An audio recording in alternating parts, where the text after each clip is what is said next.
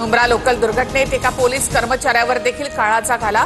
GRP कर्मचारी विकी मुख्यादल यांचा railway ट्रॅकवर कोसळल्यामुळे मृत्यू। तेव्हा मुंब्रा स्थानकादरम्यानची घटना दुर्दैवी। घटना नेमकी कशामुळे घडली याची चौकशी रेल्वे विभागाकडून सुरू। मुख्यमंत्री फडणवीसांसह उपमुख्यमंत्री शिंदेंची माहिती। अजित पवार यांच्याकडून देखील शोक व्यक्त।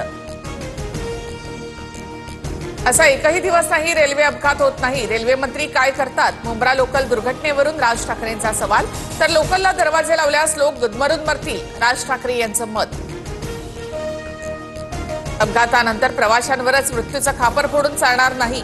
प्रवाशांच्या सुरक्षेसाठी आवश्यक त्या उपाययोजना तातडीने राबवाव्यात। मुंब्रा दुर्घटनेनंतर शरद पवार यांचं ट्विट। मुंब्रा रेल्वे अपघातग्रस्तांची खासदार श्रीकांत शिंदेंकडून रुग्णालयामध्ये जात विचारपूस। दिवा सीएसएमटी लोकल सुरू करण्याची देखील मागणी।